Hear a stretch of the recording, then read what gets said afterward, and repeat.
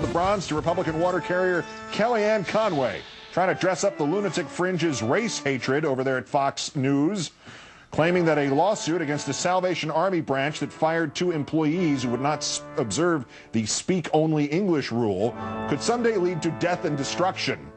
It is, she says, one day going to blossom into 2 air traffic controllers who don't speak great English because political correctness has made us appoint them to those positions. They're going to have 2 planes crashing in the sky. And that's not a dramatic example. That's what happens with slippery slopes.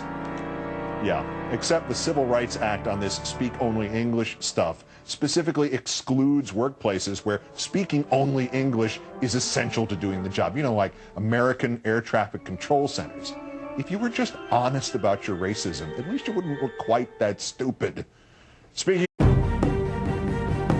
Immigration is the biggest issue over the next 10 years. Immigration and spending are the biggest threats to the Republican majority because those are the 2 low-grade fevers that can spike up and really hurt this party if they don't address them in a meaningful way. The Minutemen are symbolic of people wanting the laws that we already have enforced. We have 8.5 illegal aliens in this country right now. You don't know who they are. You don't know their identities, their names, their faces, where they live, where they can be living next to you. They may have disease. They may need help. We don't know who they are. We don't know who they are. Yeah, and it looks like that are exactly why they're here, because you want to look the other way. Immigration policy. It's all my fault.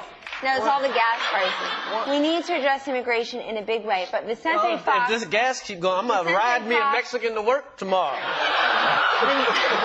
Vicente...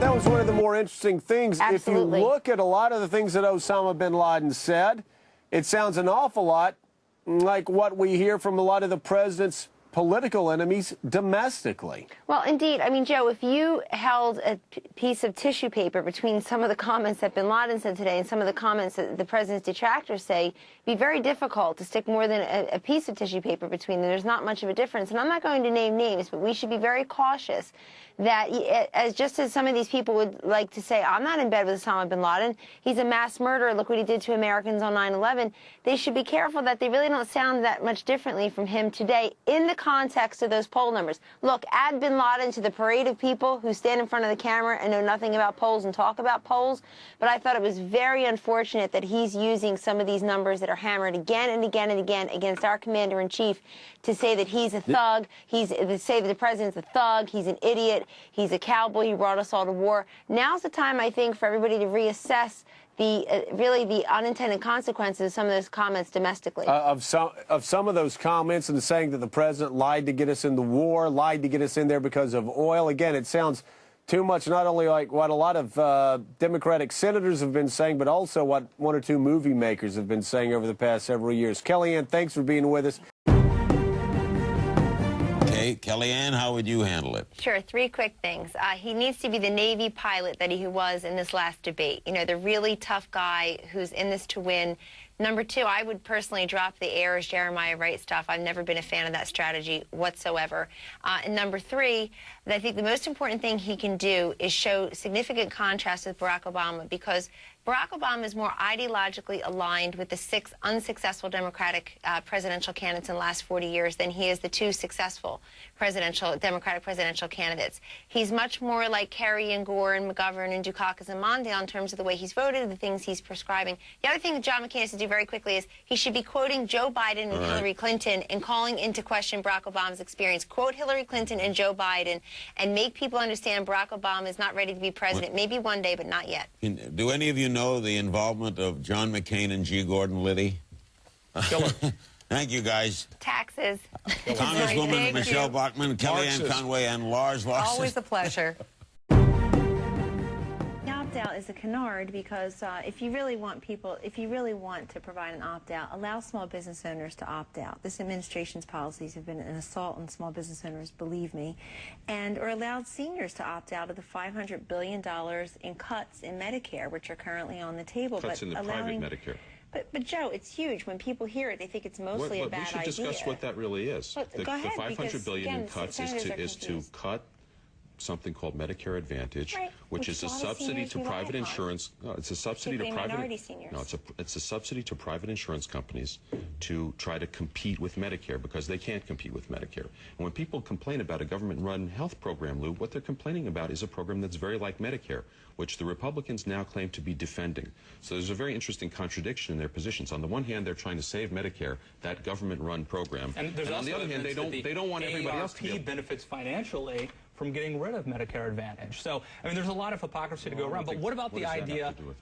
Because, I mean, I think that's one of the big groups that's pushing for this. But what about the idea of bipartisanship? I mean, Harry Reid and the Democrats had a Republican, Olympia Snowe. That would have given them cover to say that they were going to pass bipartisan health care bill. They have slapped her in the face. I mean, that is a very serious thing. They've essentially sold her down the river. They've decided that she's wrong on the policy issue and that they don't need to cater to her to get one Republican vote. Let me ask you this. Associated Press reports on the profits of healthcare insurance companies.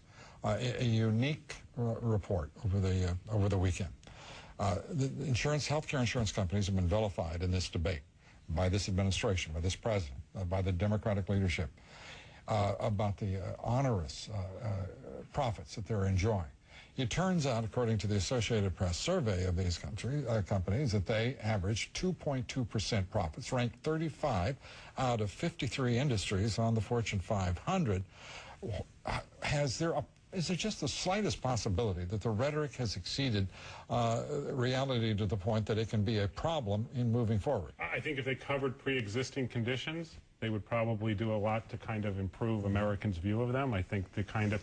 this isn't really what I'm asking you about the administration's problems in public relations, not that of the insurance companies, which have a major problem. They're being vilified by a sitting president with 2.2% profits, ranking 35th out of 53 industry groups in the Fortune 500. Do they all have 2.2% profits? I think they use the expression average, didn't I, Joe? Right. So some of them are very large and have much higher profits. But I think Democrats are on record saying that this industry has the highest profits of any industry, and in fact, they're 35th. I mean, that is not just... I don't think the president ever said that. I didn't say the president said it. I think Democrats are on record huge boogeyman that they've been trying to vilify along the way, and the president has to stop being this tennis referee. He needs to jump into the game. The president has stopped vilifying and demonizing doctors. He's quit talking about ripping tonsils out of young children and amputating feet.